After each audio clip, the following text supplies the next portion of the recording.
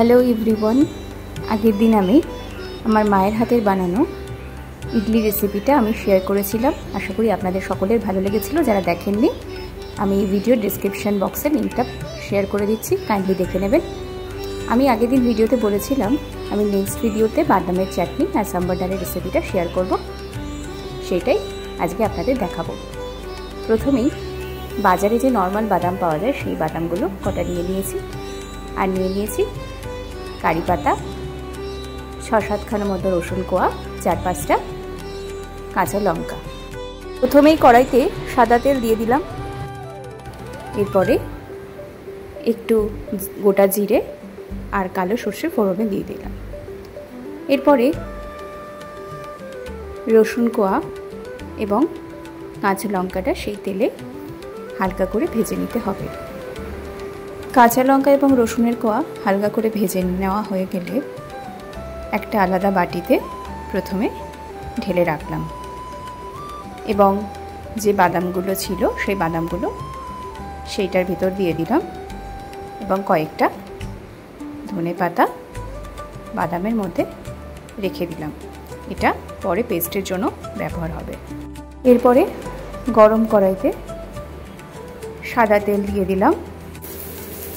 এরপর সাদা তেলে কয়েকটা গোটা জিরে এবং গোটা কালো সর্ষে ফোড়নে দিয়ে দিলাম এবং কারি পাতাগুলো সেই তেলে দিয়ে দিলাম। কারি পাতাগুলোকে বেশ কড়া করে কিন্তু ভাজতে হবে। কারি পাতাগুলো ভাজা হয়ে গেলে এটাকে অন্য আরেকটি পাত্রে রেখে দিতে হবে।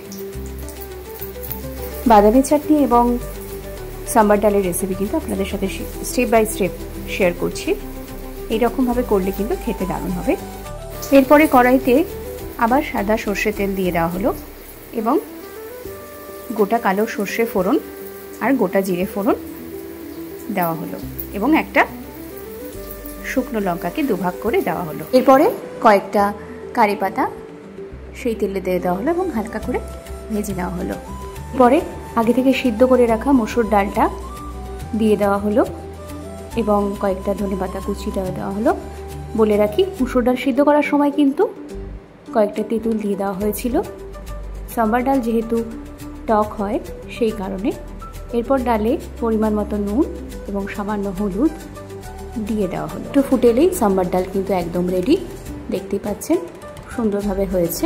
এরপর যে বাদামের গোটা মিশ্রণটা ছিল সবগুলোকে একসাথে মিক্সার গ্রাইন্ডারে পেস্ট করে নেওয়া হলো। একটু জল কিন্তু দিয়ে নিতে হবে।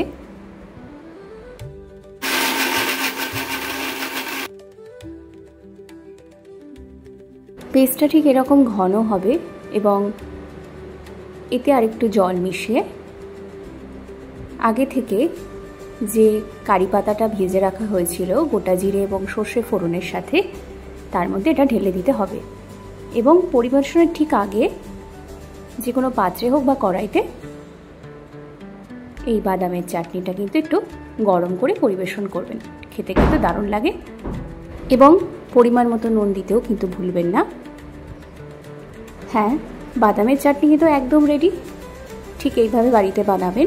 বানানো কিন্তু খুব সহজ, দেখতেই পেলেন, এবং পরিবেশন করুন ইডলির সাথে বা ধোসার সাথে। তাহলে দেখলেন তো সাম্বার ডাল আর বাদামের চাটনি বাড়িতে বানানো ঠিক কতটা সহজ। আমার এই আজকের ভিডিওটা আপনাদের ভালো লাগলে অবশ্যই লাইক করে দেবেন এবং কমেন্টে জানাতে ভুলবেন না, এবং আমার চ্যানেল কোয়েলু ভিডিওকে অবশ্যই সাবস্ক্রাইব করে দেবেন। দেখা হবে নেক্সট কোনো ভিডিওতে অন্য কোনো রেসিপি বা ভ্রমণের গল্পের সাথে। ততদিনে আপনারা সবাই ভালো থাকুন, সুস্থ থাকুন। Thank you.